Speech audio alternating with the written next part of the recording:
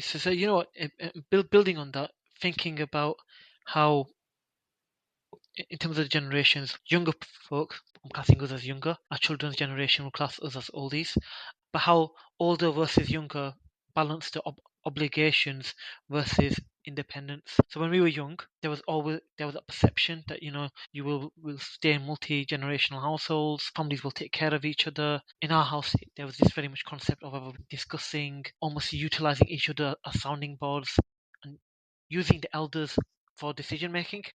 Whereas as we've got older and that evolution's occurred in terms of that cultural shift, that happens less so now, doesn't it? How do you see that amongst the elders and young people? I'll put that to Abdurrahman first. That is like a really, really good question. Yeah, definitely in the generation that we kind of grew up in, there was a stronger sense of obligation toward your family and toward your extended family, right? There was this expectation that you're gonna live in the same household or live in the same extended household, whatever that is, if you've got bigger families, as it were. And it's just something that you were simply expected to do, or certainly heavily influenced mentally to do, right? Whether or not you chose to do that in later life. But as I guess nowadays, in modern times, that's less of an obligation. If you look at the younger generation growing up now, they're very much doing their own thing. I wouldn't like to talk on behalf of all young people in this sense, but there is that greater sense of independence, them paving their own way, them finding their own independence and own freedoms and things like that. And they don't have quite the same level of obligation toward those kind of core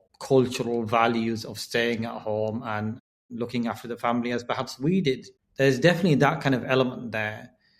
My opinion, and this is purely my opinion, that I think there's probably two ends of the extreme here. That sometimes, yeah, we had that obligation, but it kind of came at the cost of your own independent living, right? Because you had this kind of sense of obligation, but also a sense of sacrifice, toward your own family. The opposite end of that extreme is completely running away from that and just doing your own thing, right? Where you have, and what that ends up doing is diluting the core strong family values that Asian communities are known for, which is being tied ultimately to the family. So I think there's two ends of the extreme there. There's a balance to be struck somewhere in the middle where you have the foundation of strong family values, but at the same time, you're given the space to do your own thing without guilt and shame. Because there's that emotional attachment to that as well, isn't there? That actually, if you were to do your own thing, then that's the wrong thing to do, and you're made to feel guilty, and you're made to feel slightly ashamed of doing that. So I think in anything, you have to strike a balance between those two extremes and carry on those strong family values. But at the same time, everybody should understand that your life is yours to live, and you should have the autonomy and the freedom to do that. And I guess the question there is, before I come to you, but do think of this as well, that when those two cultural identities collide, obligation versus independence versus your free will, your want versus what others feel is your need, how that interaction happens. So I'm thinking of recently I had a conversation with somebody who was quite adamant that when his son would get married, the future daughter-in-law would not work. And I'm like, but she's done medicine, like, really? All that study, and it just didn't matter. It was, as far as they were concerned, those traditional values that they held were very much that the mother would stay at home, would be responsible for the household. And that was quite. Growing up, my parents came up. So just say we're second generation Pakistanis. If my parents were first, growing up in a household where I saw my mum and dad serve my grandparents was just the norm. I never questioned it. It was almost like, okay, this is what we do. Nobody ever came into our household and said, this is not right. You need to live your life. You need to move out. My dad's in our household is the eldest. So he looked after his parents and served them. And obviously my aunties had their own households, and my dad's younger siblings, obviously with the size of the house, they couldn't live here. So when they got married, they branched out. But the eldest has always been the individual that served the parents. Now, fast tracking it to my time, I'm the eldest in my household. So for me, I don't see it as any different. I would do exactly what my dad did, and I never questioned it, and I never have, because I want to be around my parents all the time. But then, having said that, I've got younger siblings who have branched out. Now, you may say it could be the size of the house that we live in, we've outgrown the space, but I had never once wanted them to share the responsibility, even though they've got their own way of dealing with it or helping my parents out. But for me, it's always been, I am the next person in command, next person in charge. After my dad, I need to look after them. So for me, it's always been, I've never questioned it. It's always been that case. Now, going forward, for my kids, now they're growing up in the society, I don't want that pressure on them in any way, shape, or form, that they have to be around me all the time. Yeah, I would love to have my daughters to speak or look out for me if I need them, but they don't have that sense of obligation which my parents may have put them on upon me without them knowing it, without them saying it, that you got to look after us. It's always been, this is the order that we have to follow. But my children, I would want them to explore life. So if my daughters get married, venture out wherever they want to do, same with that little one, they can do what they want. Because my idea is, you live your life. I've done my life and I'm happy the way I've lived it or live in it. That's just normal for me. But for you, it might be an alien concept where you might feel obligated. No, I don't want that obligation. You do what you want to do what's straight right by you. You don't need to look after me in my old age. That's why I think, personally, for me, is where the shift is happening now. I think a lot of my friends will probably think the same. We don't want our children to look after us to the extent that we've done ours without even questioning it. So two questions there. First, you said the eldest child would look after the parents. Was that common in Lori culture? Do you think that was culture across? I think it's just a culture across the board. I never once questioned it. So the reason I'm asking that question is because I'm sure, from the Kashmiri perspective, it's always been the youngest child would be the one that ends up looking after the parents. Interesting. Maybe that's one we want to delve into and research, but actually interviewing some of the elders and finding out how those concepts. No, but that's interesting to think what you just said. You know, to what you just said, where in the Kashmiri side of Pakistan, they might think the youngest look after it, but I've always known it to be the eldest from my household who look after the parents. And alhamdulillah, going forward, I've never once thought of branching or breaking away from that tradition. There have been times when in my youthful days I would want to venture out and do things, but I always returned home. It wasn't I'm leaving and I'm going to sail out into the open, into a new land, find a new land and burn the boats and just live there. No, it was almost, no, I've got to return home because my parents need me and I have a duty to serve them because they've raised me. And I think that could go two ways, because a lot of families could use that to strong arm one person in a sense and say, well, I raised you, I went through thick and thin for you, and I've suffered for you. Now you have to do that in return for me. And I think for me personally, for my children, I would never do that. I'm not saying my parents have done that. My parents have been open and said, you can live your life and choose, but I felt obligated to. But in my children's sake, they don't need to do. I don't know. What do you think, Abby? Do you think parents should have that right to strong arm you in a way? And I might be pushing the boat out here to say, well, we've done X, Y, and Z for you. But then again, you chose to have us. We didn't just come out in this world for the sake of it. You chose to have us. And now you've raised us because that was an obligation put upon you to be good parents.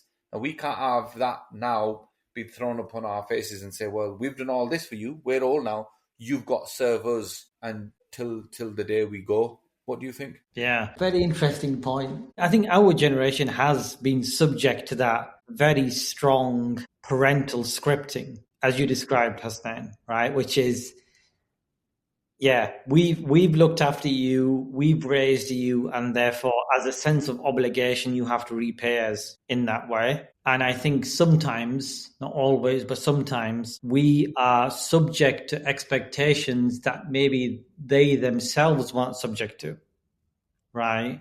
That real strong sense of, okay, we have to look after them, we have to care for them, sometimes at the detriment of our own lives and independence. And I think when that happens, then that's when issues can arise where, you do end up kind of growing up feeling trapped, right? That you've got your own life to live, but at the same time, there's this emotional scripting, this emotional guilt, this emotional shame, this emotional obligation to make sure that you care and you look after beyond what I think should be the case. So I don't think that any parent should put their children under that level of expectation, because over time that can be incredibly damaging to their emotional well-being. And I'm not really sure whether even Asian households necessarily have had an open conversation on that.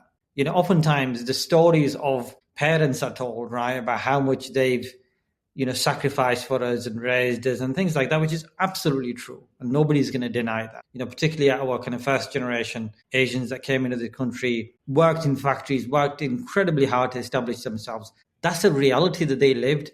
You have to accept that. But at the same time, their children also have a story to tell. They also have, emotions, thoughts, feelings that I don't think have been openly expressed as much as our parental stories have. Maybe that's a topic in and of itself, for another podcast. But there are those lives and those stories that need to be heard just as much as anybody else's. So why, Abdurrahman, do you think those stories haven't been expressed and told? Is there this generation gap between the generations? I know often when you're speaking to elders, it's very much focused around their way of understanding and them rather than, well, actually the newer world as they will see it.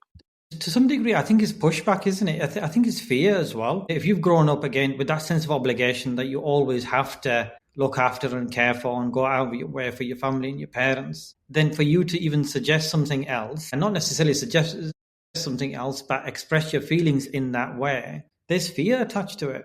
How will my parents react? Am I doing something wrong? And there's also guilt and shame attached to that as well. So there's just a genuine fear. What are the repercussions of that? And especially for people who are reliant on families, they're living in families, they're reliant on that level of support. Expressing those kinds of things is probably just not a good idea, and it's not something that they're open to do. Abdul, what you've just said is true. The fear of not honouring your parents at their old age is something that when we deep down talk about, it's a genuine fear because you don't want to disappoint them in their old age because you see them old and frail, medicated, ill, and you think, well, if I choose to move abroad and for that career or that job which could really expand my horizons, you just don't do it.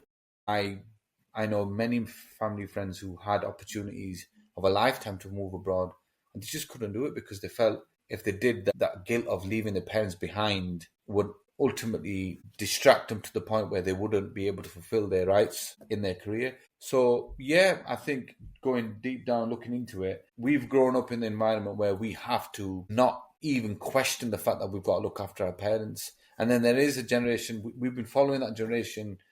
The gap has widened now because the children nowadays have grown up in an environment where it's all social media, it's all in Instagram, it's Snapchat, it's all a bubble that they're in. They've been born into this bubble where expanding your horizons, exploring different ways and moving abroad and living your life to the fullest is the norm. So for me to expect my children to do exactly what I've done for my parents would be a massive... I could potentially see a volcano eruption in terms of an argument's happening, thinking, well, we can't do that. We don't want to be doing this. We want to go and do X, Y, and Z, and I would want them to do that. So that's interesting. But there's 2 points I want to bring in here. One is we're focused on the obligation and those rights. One of the ways that's really common amongst the Asian community is by respecting your elders. And often we see certain elders that can be quite toxic, really negative. I mean, I've known some elderly brothers and elderly aunties that are really can be really vile towards the younger generation. If somebody says anything, they play the age card and play you're being disrespectful. And you hear these stories. I heard of one person who would ask for food, expect people to were elderly, they were frail, would expect people to give them food and would get food from everybody, but yet would badmouth everybody. So everybody always thought that they're not getting any food.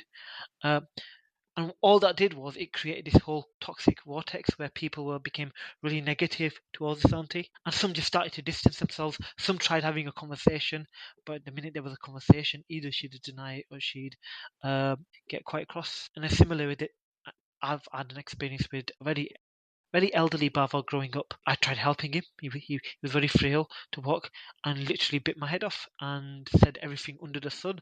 Have you encountered those sort of negative interactions in the communities where you guys live? I think when you do experience toxic relationships or toxic relatives, I think and I just want to see what you lot think about this, we can kind of handle it.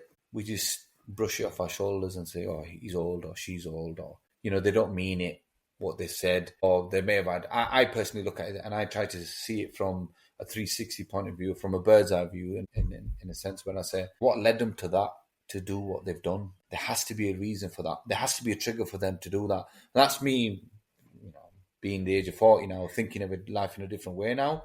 But I think if you did repeat that same trait with the youth now, they'll snap. They'll be like, no, who do you think you are? You don't speak to me. My mum doesn't speak to me like this. You've got no right to speak to me this way. And I think they'll just end it there and then and sever ties, because they'll say you're just completely toxic. Whereas we will try to mask it as best as we can, bite our lip, smile when we need to smile for the cameras, like they would say, and just ride out the storm. I think the youth nowadays will be like, I ain't handling this. And to a certain extent, I don't blame them, because I think, why should any person be subjected to any form of toxic violence? Because I find that highly inappropriate for anybody to vent that on somebody or for somebody to endure that. So for me personally, if it's a young 18, 19-year-old says, I don't want to be part of this conversation because you are not, I don't feel the energy, there's this aura about you, this energy in this room is zapping me, I don't want to be part of this. It's, good luck to you. You can move yourself and take yourself away from that. However, we, on the other hand, we just have to bite it or take it on the chin, as they would say. What do you think? 100%, Hassan. Yeah, and that, I think, is the untold story, right? I think our generation, and maybe the immediate generation after us, we've lived through that experience of having that deep sense of obligation, right? And it's interesting, Ishaq, what you mentioned about, the anti-example there, is that I guess that kind of elderly generation, knowingly or unknowingly, they've kind of created an aura of kind of perfectionism around themselves, in the sense that whatever they do is right and they rarely do anything wrong, right? So you kind of grow up believing that particular ideal, right?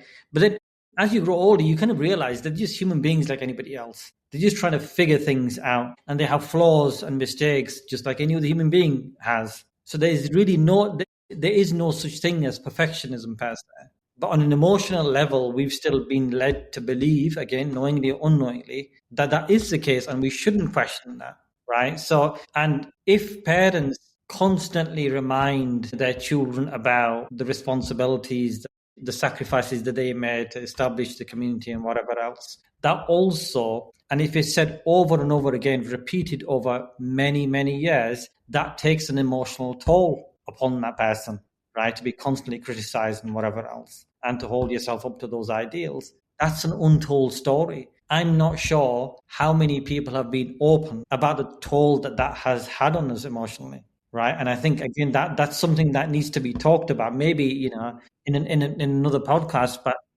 that's still there, isn't it? Because those emotional scars are still there. I don't think people, like you said, we can do another podcast on this, but we, looking inside ourselves, we might not see this as being scars, but they are scars. We've been conditioned in such a way to deal with these sort of toxic people, relatives, where we just think it's just normal. But then there's certain behaviors that might come out later in life, and you might think that's so uncharacteristic of that person to be, and that's because of the abuse that you've endured all your life, and you just thought it being normal. Yeah. And then you just end up lashing out later in life, and you think, wait a minute, you always had this perfect way of behaving in front of everyone, and now he's become a maverick, or he's become this person, black sheep now, all of a sudden. But that could be years of enduring all that.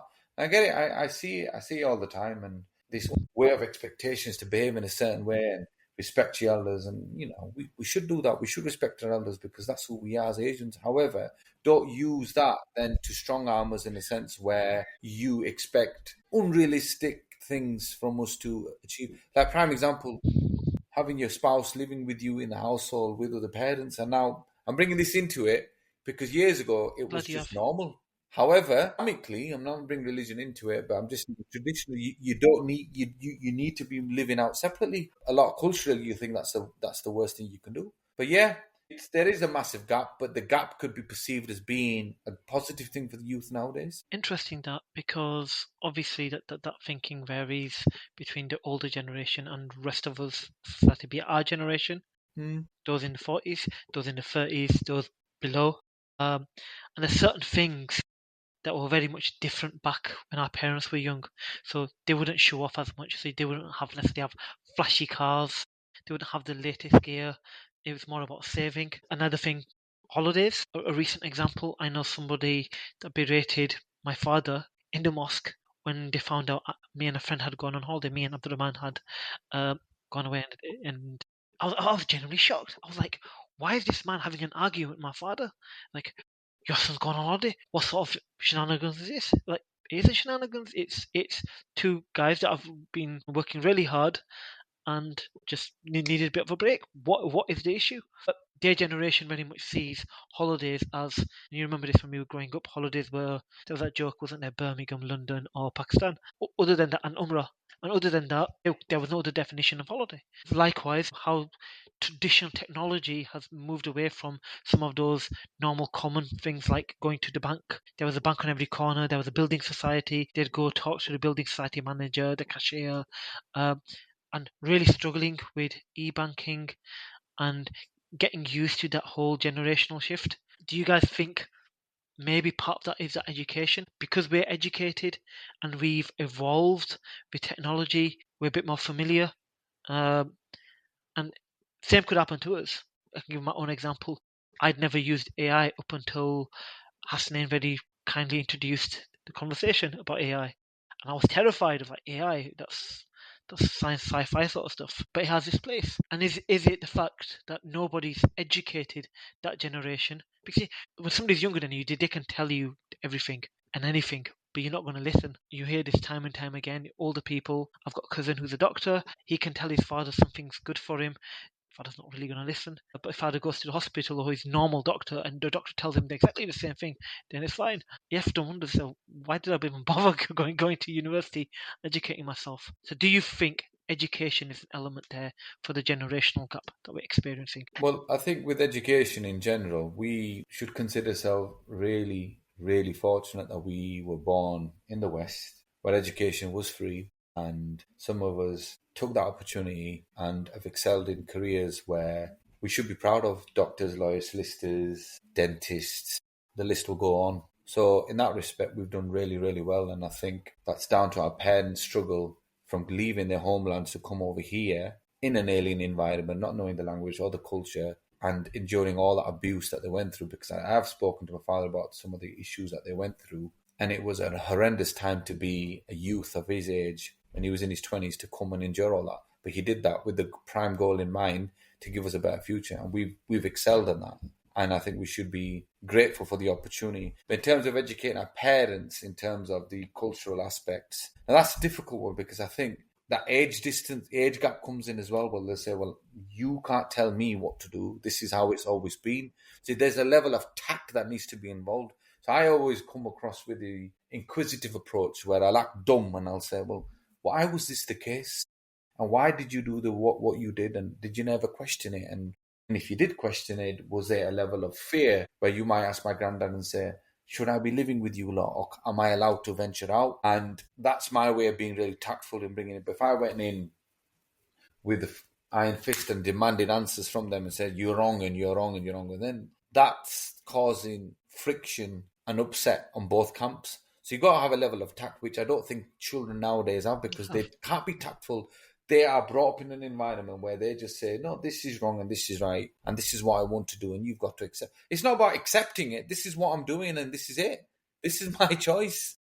And Interesting. we never had the opportunity to bring our choices out. We just thought. So I was going to say, do you think the next generation, so that generation, our children's generation, has less tact than, say, the older generation? No, not tact. I mean, I think they are more. There's no filters in the way they speak to you. We had layers of filters where we would communicate to our elders, and I think that was. I didn't even know there was such a word as filters and how to communicate. It was just learning how to deal with elders. Now I think a lot of our children will respect you as being your parent. You know, you're my dad and you're my mum and you're my auntie and uncle. They know that there's a level of respect there. However, when it comes to making life choices, if they are sensible to come and speak to you because you've got the experience. See, now this is a great point. I'm trying to think of, somebody said to me, he goes, the reason I'm giving you advice is not because I know more than you, it's because I've made more mistakes than you. So you can learn from my mistakes. And a smart person would take the mistakes you've made and learn from that, because he's got the blueprint in life. And so in that respect, a smart child would think, okay, my dad's on X, Y, and Z. This is what mistakes he made. But he's giving me the freedom to do what I want. However, if I go down that route, I'll end up in the same place because he's tried and tested it. Whether our parents, on the other hand, were limited to what they could do. They had one goal in mind, and was to build, build, and build, and send money back home and support. So I don't think if they had the same opportunities we had, maybe things might have been different. So that's an unknown question, really, an unknown answer. We could be here for hours discussing what could have been. So Indeed. Abdurrahman, do you have any closing points on that as well? Because I think that's a really nice way to start rounding off. I think a lot of children would, or a lot of adults then would think we're just British. Asian was a past thing. My dad was that. I'm British. Why even bring this? I think there'll be trivial questions then. Are you British? Are you Asian? They'll be, well, we're British. I was born here. My dad was born here. My grandparents were born here. So what are you trying to get at? Do we need to go back 10 generations to be considered as British? You know, I think those comments would just be eradicated. It'll be a different situation, a different world, which one has to be excited about and not fear. I think we live in a phase that we always fear mongering all the time. This could go wrong, that could go wrong. Let's just look positively and think, it could be a good thing. It should be a good thing. Definitely, and I think that's a beautiful way to round off. That Yeah. clearly there are generational differences, but there's a lot more of a common thread between all of us in terms of that generation, whether it's our great, whether it's our parents or it's their great grandchildren, and how that approach of how we interact with each other has changed. You demonstrated that beautifully earlier when a child ran in. I can think of, if this was 20, 30 years ago, a parent literally throwing something across the room saying, "Get out, middle of something, private conversation." Part of that is down to education, part of that is the society's evolving, and it's being able to find that common feet and actually just stay united and stay together as we move on. Really great conversation, lads. Thank you so much, and thank you everybody for viewing.